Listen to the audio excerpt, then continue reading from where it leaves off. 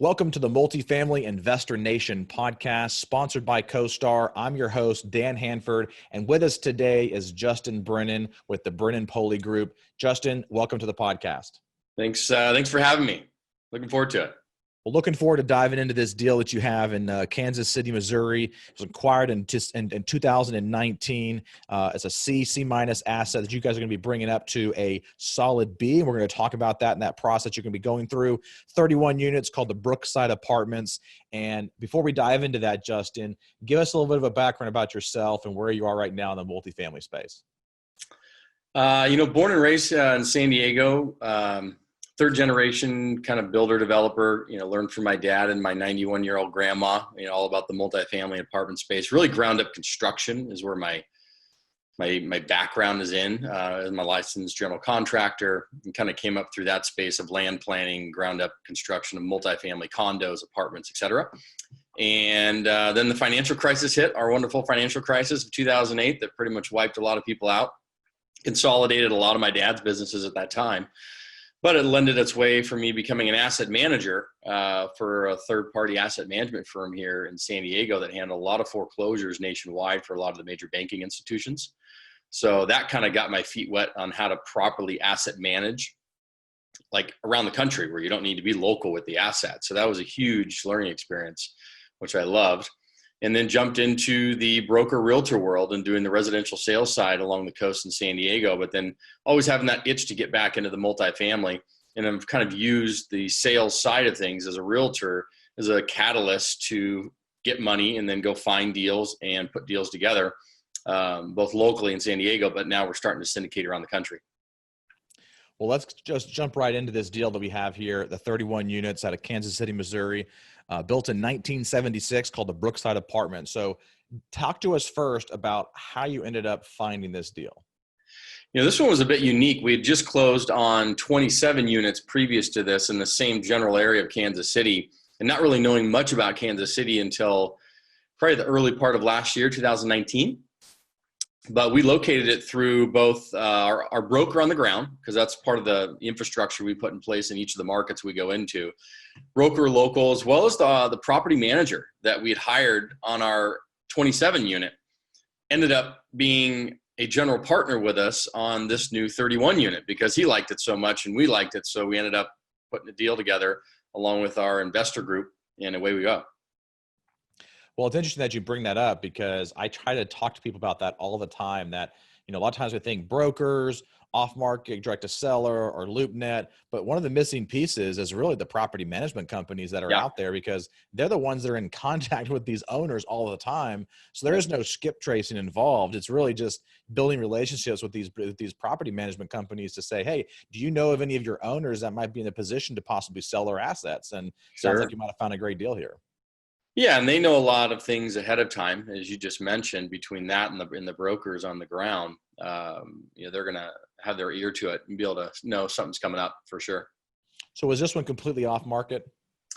It was initially, and then like the owner, it was a great story because the owners, had owned it, built the property originally from the 1970s, had owned it all the way since, really focused in the senior housing sector, and was ready to kind of move on from it and consolidate his assets and portfolio. And it just, we barely allowed this thing on the market for 12 hours before the LOI went in, and we locked it up and really got a great price per unit on the deal, whereby the upside, just having the property managers on the ground as well as our brokers and my knowledge of it since I'd gotten there, we knew that this thing was way under market rents currently. Mm-hmm. But then doing the rehab and remodeling that we're doing, we're going to be able to boost those quite a bit. So what did you end up acquiring this one for? $53,000 a door. And most of the B-class properties in that area are selling right around 100 to 110 a door right now. Mm-hmm. We're going to be putting about 11 to 13,000 a unit. That includes a little bit of exterior deferred maintenance, so that's that portion of it. But most of it's going to be upgrades on the interior parts of the units. And what was that price again? $53,000 a door. So about $1,565,000 for the units. Okay. Renovation cost per door. We've budgeted 13,000 a door.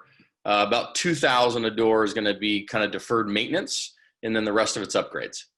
Okay, so 12,000 or 11,000 interior, 2,000 out exterior on per door Right, price. on deferred maintenance stuff. Yeah, that's right.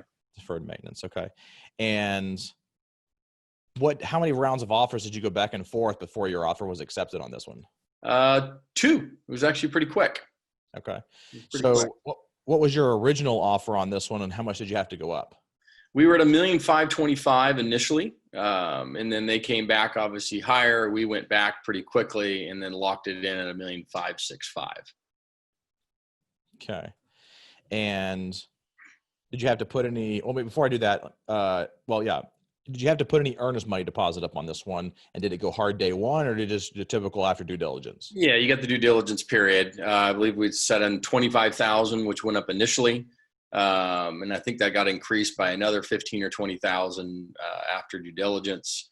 And then that due diligence period was 60 days. That included both inspections as well as the financing side of it. Okay. And after the due diligence period, you had another 30 days to close? Just about. Yep. It was a total of, I think it's just short of 90 days, start to finish. Okay. And did you have to opt for any extensions on it or anything? It's a great question. I think we did maybe a week, because we were dealing with the roof when we did our roof inspections and stuff. We had to negotiate some stuff once that came back. But for the most part, it was pretty dead on. We had the financing lined up with a bank locally on this particular deal, where I think it's a 5-year note, 2 years IO, interest only, and then it goes to principal and interest. So the goal with this one in particular is to go ahead and do the rehab over the next 24 months or less, and reset it, refinance it, and then maybe get more of a permanent type loan on it at that point, and do some refi for getting some capital back out for the investors potentially. So let's talk about the renovations here. We got 11,000 per door on the interior for renovations. Yep. What's your plan for the interior renovations? Because obviously you mentioned earlier on that we're going to take this C minus asset and bring it all the way up to a solid B. Yep. So obviously spending 11,000 a door, it could possibly do that. So what's your plan there on the interiors for renovations? Well, washers and dryers in all the units, stackables, because that's going to help us boost the rents nicely. All of them are original condition. So if you can imagine that 1970s, now we're going to be putting the plank vinyl flooring down, new kitchen cabinets, new appliances, backsplash in the kitchens, redo the bathrooms on the cabinets as well as countertops, both for kitchens and baths, and then repaint kind of with that soft gray that everybody sees, and kind of modernizing the unit in general. And we've already gotten through a couple of them now, and now we have our calendar set for 2020 to start turning 2 to 3 a month, but closer to 2 a month, to get the building turned over, hopefully this year and early next. So on the washer dryers, you chose stackables. Was that because of space requirements, or? It is. Yeah, because of space. I mean, that's always the fun logistics when you're dealing with smaller 1 and 2 bedroom units. Just trying to find that closet, but then logistically with plumbing, drains, electrical, making sure that all works, so you're not spending a grip of money trying to set up a washer dryer. So on the property right now, is there like a laundry room already? They do. They have there's 3 buildings, and each of them has its own little small coin operated laundry systems that generate a little bit of other income.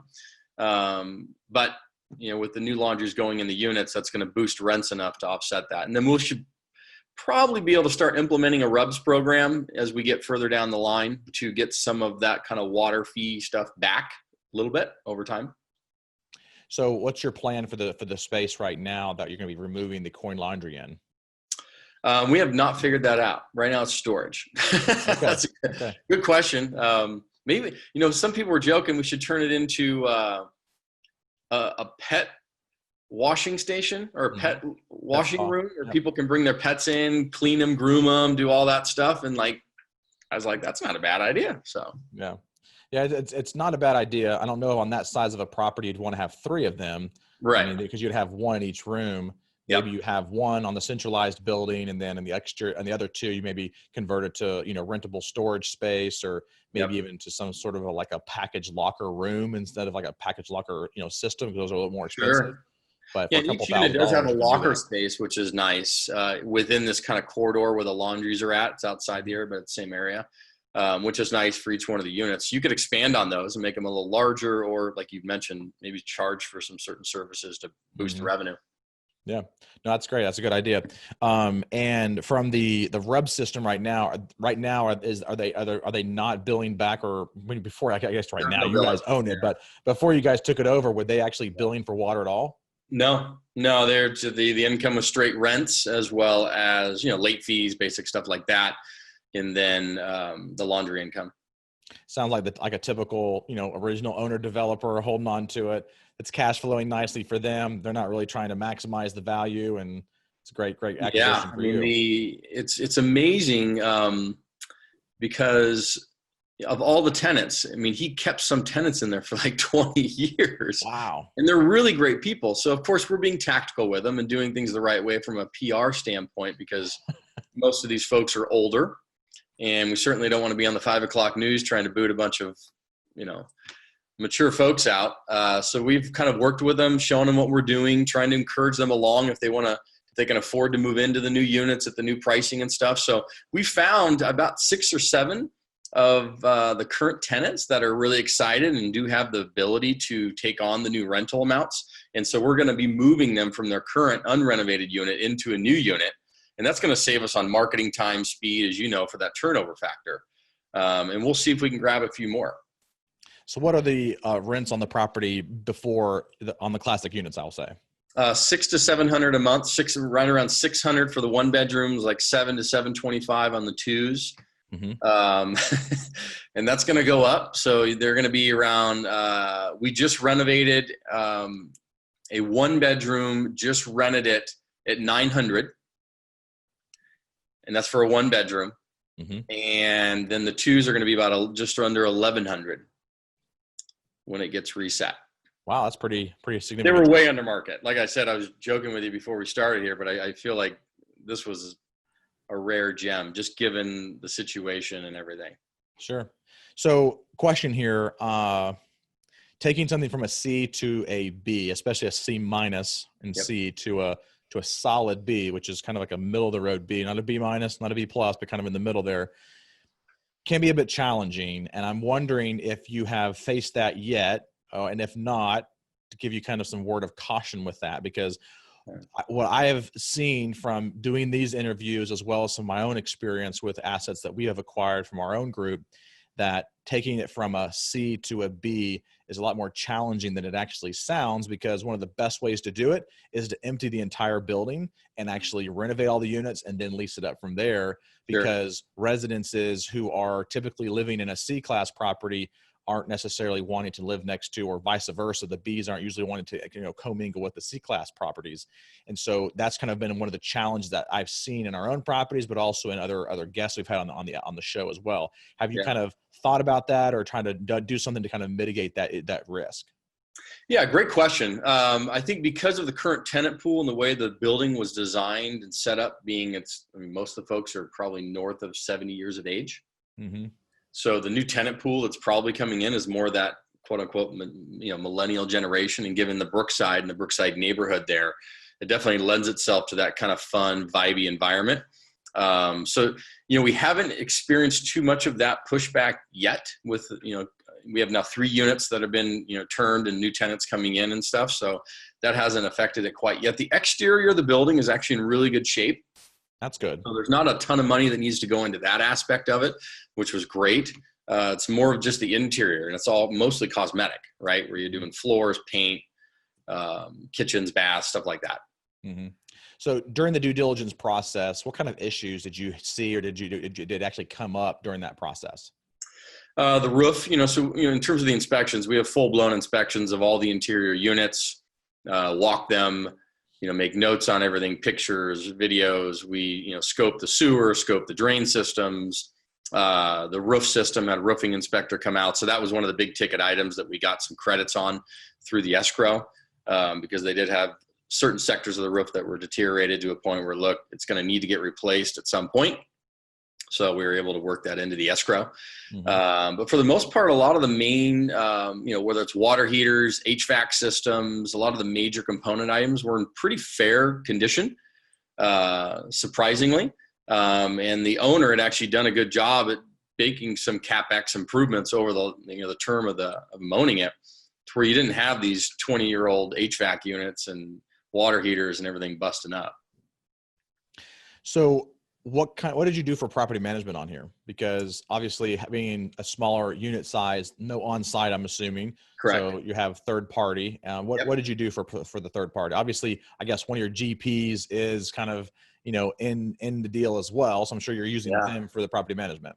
So that's when you got a good deal, when your property manager, who does about 1,500 or almost 2,000 doors in the Kansas City area, they see it as like, oh geez, this is a good opportunity, and they jump in. They wanted to be a GP. They want to have a little bit more control along with us.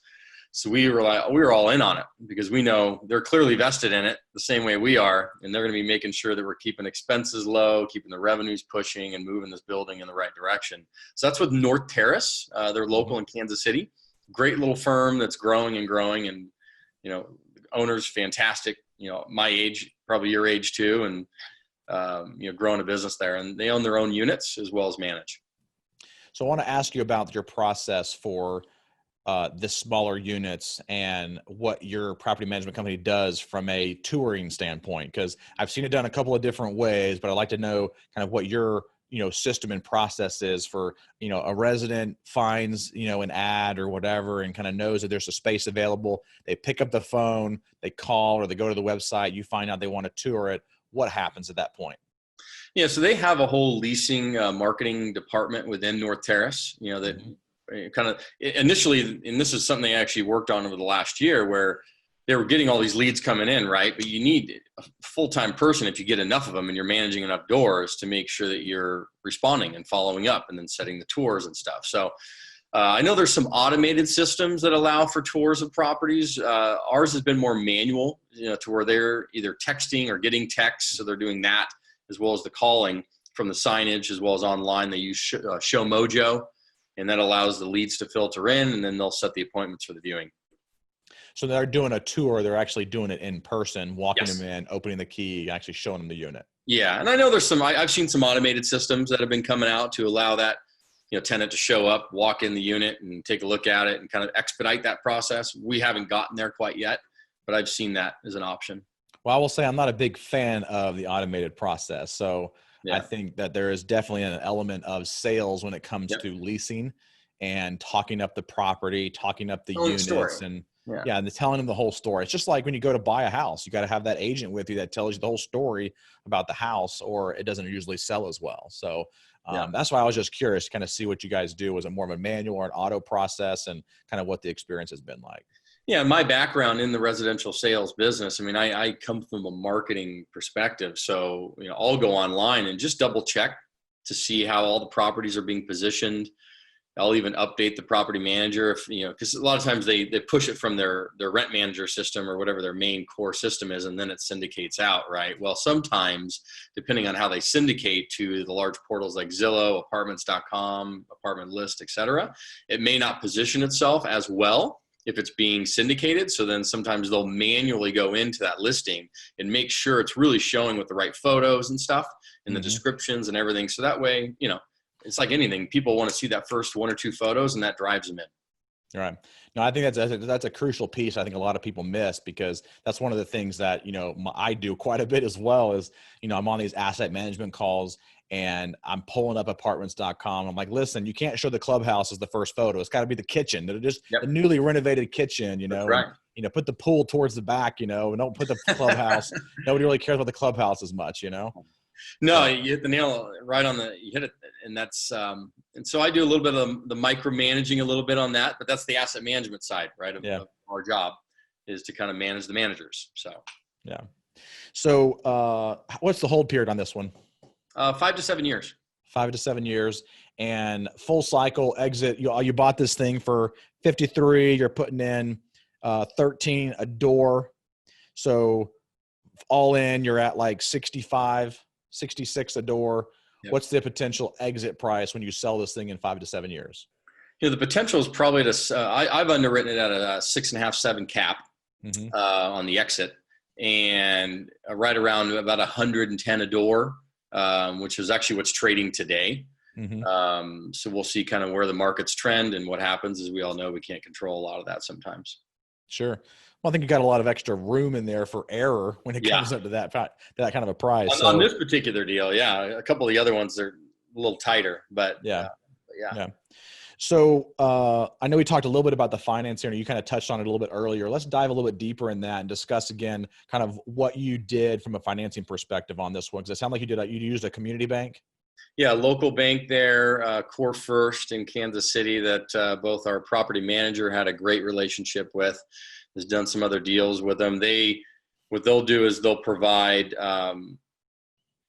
renovation costs within their loan, almost kind of like a line of credit on top of the principal amount that you can draw from right over the course of the next 2 years. And it limits the amount of equity we have to bring in at the same token. And we're getting it at a great, interest rate. So it behooves us to do that. And the good news is, even though we bought it at $1,565,000, before we even closed escrow, the appraisal was at $1,700,000, and that was as is. So we were capturing equity pretty quickly. No, that's great. That's great. What kind of interest rate did you get? We're just about 4%. I'll double check that. I think it was right around 4%. Yeah, that's great, especially right now. Obviously, right now it's gone down even lower than that because of the current environment that we're in, and this volatile up and down type of. It's free money now, Dan. It's free. I know. It's great when it's free, right? They're gonna start paying us to take the debt, right? That'll be nice one of these days. All right. So a couple other things here that I wanted to touch with you on is structuring, how you structure the deal with your investors. So first off, how many investors do you have in this project? This one has seven investors and 2 GPs. Okay. So 7 investors and 2 GPs.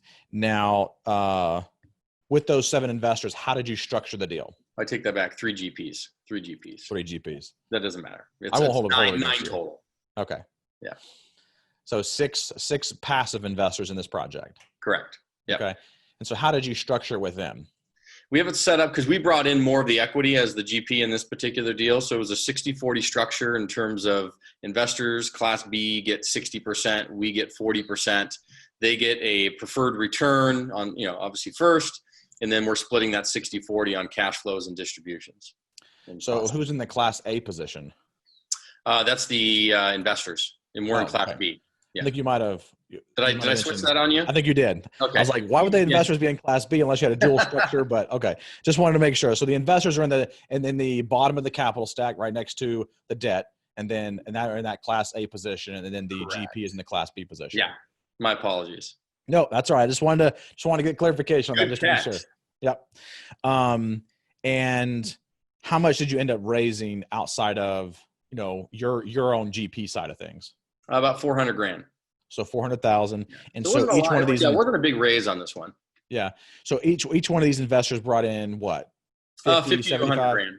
50 to 100. Okay. And how did you find these investors? So we're doing 506, B offerings. So it's family, friends, people we know. Most of them are accredited, a couple unaccredited investors, but that's why we use the 506B structure. And it's all people we know. So we're not mass marketing any of these deals yet. They're small enough to where we can get around with our group. Mm-hmm. So I heard you say yet. You're going to be setting yourself up to do that? Yes. Yeah, we're going to be, obviously, like anybody, you graduate and, we have more lofty goals to get to. First goal is 1,000 units by 2023. Second goal would be 10,000 units by 2027. Yeah.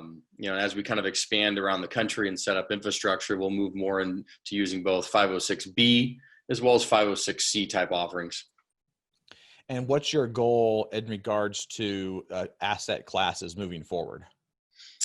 I want to stay out of the A's. My vision has always been to be, take a C plus, if you can, turn it into anywhere in the B category, surrounded by A's, right? My goal is always to be Walmart, surrounded by Nordstrom, Neiman Marcus, and JCPenney, right? Because then you're always full. And good markets, bad markets, whether, the A's and bad markets have to move to B's, B's move to C. So Walmart's always full. They're Mhm. full in good markets. They're full in bad markets. They're always full. So I prefer Walmart. That's just me. Some people love the A class. They don't want to deal with repairs and maintenance and all the other things. And there's good and bad to that. So, Yeah. Good answer there. And before we ask you my two final questions, can you think of any issues that came up throughout the entire process that maybe we haven't touched on yet that you think would be valuable for the listener? yeah, really doing proper due diligence. I mean, I think we always know that the value is in the purchase and doing proper due diligence. Don't flinch on the inspections, pay the money, 3, 4, 5, 10 grand, whatever it is, because that money is going to save you know what, if you come up with something that you didn't realize. Let's say you didn't scope the pipes, right? The drain lines, the main lines, and you find out one's about to explode. Well, that's very expensive to go fix that stuff. So things like that, drainage systems, but due diligence, proper due diligence, taking the time to walk the units and know really what you're buying. So that way you can understand that if you're saying, okay, we're going to put 10,000 a door, 15,000 a door, is a good friend of mine, Jorge Abreu. I think you know him. He's with Mhm. Elevate in Houston. Really sharp guy, but he understands the difference between deferred maintenance, right, and CapEx upgrades, and really differing between those when you're calculating your numbers for what you're going to be putting into the property, because that's a big ticket. If you say, hey, half of the money that we're raising to put towards CapEx is going to be deferred maintenance, but it's not really adding value to the property, that's a problem. Yeah, no, I think that's a good point to bring up. And these last two questions are kind of like contrasting questions. The first question really is, what did you find that was easier during this process that maybe in the beginning you thought was going to be a little bit more challenging? I thought raising the money would be harder, to be honest with you. But what I found is this. I mean, so I'm a logistics guy. So, some people like to just say, hey, we're going to go into a market and let's just go find deals. I'm more of like, hey, 6 months before we even go looking for deals in Kansas City or other markets we're looking at, I'm going in there, I'm flying in, I'm getting the infrastructure, logistics systems, property management companies, construction crews, all the logistics that you could possibly think of that you're going to go through when you're acquiring assets. I get all that set up in advance, right? All the legal structure, accounting structure, everything. So that way, once we're going in, like, we can flip the light switch and rock and roll with it. So for me, that allowed the money raising to be much easier because we have our ducks in a row and we're able to present ourselves as like, these guys know what they're doing and they're not like fly by night, first time, show guys trying to raise some capital, and have to figure things out, right? I don't want to make a lot of big money mistakes. I can make some small money mistakes and try and recover from those. Well, I think in your background in asset management also, bodes well for your background and credibility and experience as well, which probably helped you on that capital raise side of things. Yeah. And coming from the construction industry, literally since I've been like 2 years old, I mean, my dad had me on his job sites digging ditches while he's building apartment buildings just to teach us like the value of a dollar. And so having that construction background as a licensed general contractor and watching that, and also being a part of my dad's stuff where he was doing 200-300 unit apartment buildings. So it's never been too big for me, if that makes sense. I mean, that's where I see us going, where people can get overwhelmed by that because they just haven't had that. Maybe if they were younger, we weren't around it at all. Where I kind of was raised through it, even though it was from, family side. It helped me understand it better, not get overwhelmed by it. So last question I have for you here, Justin, is what did you find that was harder than originally expected, that maybe you thought originally was going to be a little bit easier? The not so much the asset management side of it, but the logistics of turning the units, where you got 30 units, 100 units, 200 units in a building, and you're trying to schedule that, right? But you don't want to kick too many people out where you have high vacancy rates and then you run into a cash flow problem, but yet you want to turn over a certain number of units to keep things moving. And so manning, that's probably what I think is one of the more challenging processes of turning the units over and upgrading them, is managing that turnover process to where you keep cash flows moving in the building. Don't piss off tenants too much, keep them there and manage that process. It's hard. It's a constant game, as I'm sure you know. and just trying to move and dance. You're dancing. That's what you're doing. Now, I would definitely second that one for sure. And I would also say that the other challenge is, like you said, keeping the existing residents happy, because you're having to do, banging on the walls and, renovations and things like that. But you got to do it during certain hours. You can't do it during some of the weekend hours because of the residents actually being home and disturbing them. And it can be a definite challenge for sure. Yeah, and keeping them happy in the sense where they know what's coming because they know you're renovating units, and then they're online and they probably see what everybody talks. Yep. So, prices are going up, rents are going up. I'm next. And so you don't want them moving out too soon, right? But you don't want, it's a dance, Yeah. Were all these residents on contracts for like a certain period of time, or were they month to month? Yeah, most are on contracts, thankfully. Few are month to month. I've tried to, even on all the buildings that we've purchased, I've tried to get them on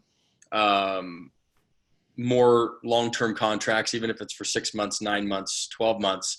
And then I'm working with the property management company, because initially they had them all staggered, where they're not staggered. They were not staggered, where they were 6 in a month. And I'm like, no. And they're like, in January, it's like freezing. It's cold. Things don't rent in Kansas City in January. Yeah. So we had to then start to move those leases out to where they were staggered better. And then more importantly, coming up in the spring and fall, between spring and fall, right? And not dealing from basically mid-November through now, pretty much, I'd say end of February, it's dead in terms of the rental market there. So you don't want to be sitting there with a bunch of vacant units. So we had to really work with those leases to turn them over. Well, Justin, I want to thank you for spending some time with us here this afternoon and going over this acquisition with us. I'd like for you to give us to give you a chance here to tell the listeners how they can reach you, how they can get a hold of you to ask you further questions about this particular acquisition, or possibly just follow you further. Sure. Yeah. We're online. You can Google my name, Justin Brennan. A bunch of stuff's going to pop up. You'll probably see some realtor stuff, but then, the Brennan Pohle Group, BrennanPohleGroup.com. That's where our apartment company's at. We're on LinkedIn, all the major social channels. We're there. YouTube, we're pretty heavy on. So we're putting out a bunch of videos, more educational and informational stuff, more for our benefit, but then, educating our investors and people around us that kind of have a bunch of Q&A questions, who want to get into the space, but they're scared, right? They just need to learn the process to either do it themselves or passively invest with someone they trust. So that's kind of the options out there. Yeah. Well, again, thank you so much for being here, Justin. It was a great interview, and looking forward to continuing to follow you, and looking forward to having you on a future episode as you continue to close more deals. Thank you. I love what you're doing, man. Keep up the multifamily seminars and everything you're putting on. I see your stuff out there. It's pretty exciting. So keep it up. Well, I appreciate it. And until next time, I'll see you later. Thanks, Dan.